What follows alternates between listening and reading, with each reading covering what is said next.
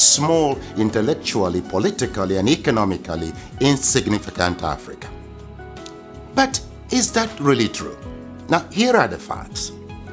Africa has a total area space larger than all of Europe, China, and the United States of America combined. Yes, it is 3 times the area of China, 3 times the area of Europe, 3 times the area of United States of America, meaning you can transplant China, Europe, and United States, and several other countries on the Africa continent, and they will fit neatly.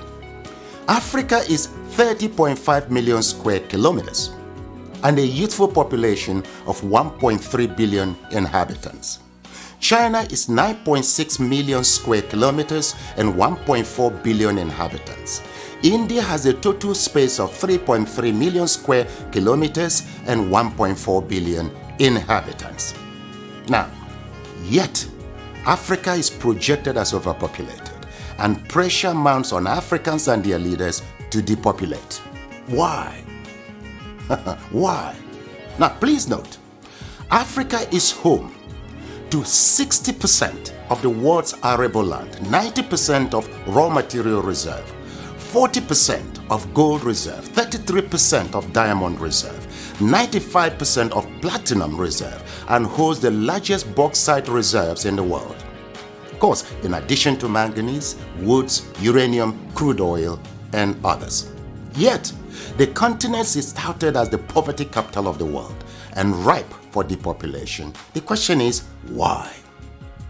Well, President Jacques Chirac of France provides an illuminating insight. He said, "We bled Africa for 4.5 centuries. We looted their raw materials, then we told lies that the Africans are good for nothing. In the name of religion, we destroyed their culture. And after being made rich at their expense, we now steal their brains through miseducation and propaganda to prevent them from enacting black retribution against us," unquote. Well, put simply, for over 4 centuries, Africa is not in control of its resources.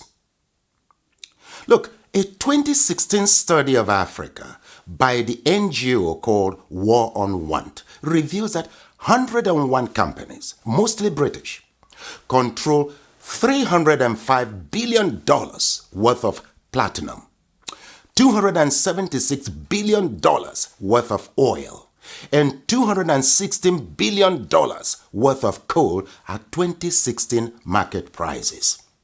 Yes, they own mines or mineral licenses in 37 African countries and control vast swaths of Africa's land, 4 times the size of the United Kingdom.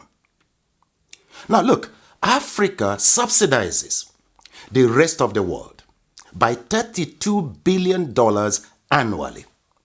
A 2017 report by Global Justice Now and other groups estimates that $161.6 billion enter into Africa, while $202.9 billion leave Africa almost every year. For example, in 2017, Africa received a total of $19.7 billion in aid, but paid back $18 billion in debt repayments.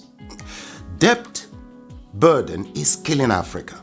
African governments have borrowed between 25 and 75% of their GDP, but with little or nothing to show for it.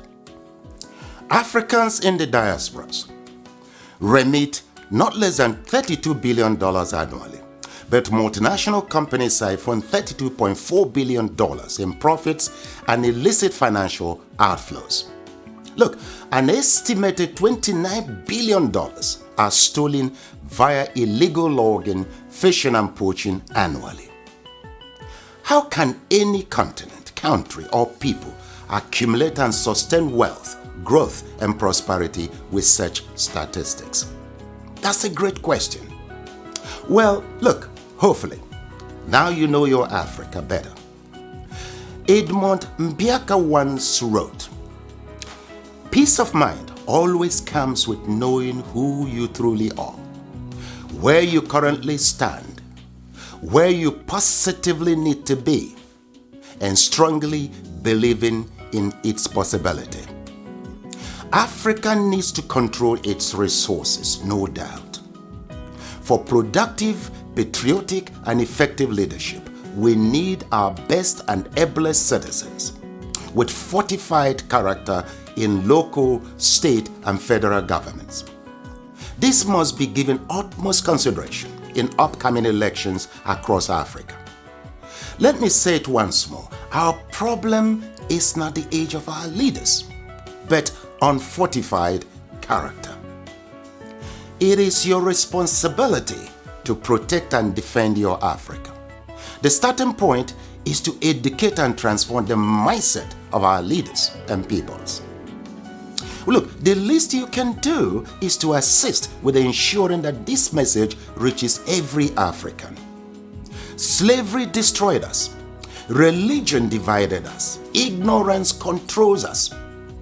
And truth scares us. With these retrogressive forces, Africa will remain a dark continent.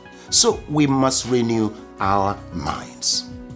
Please share this video in support of my efforts at reconstructing Africa through mindset transformation. You see, together, we will reconstruct Africa and take charge of our destiny.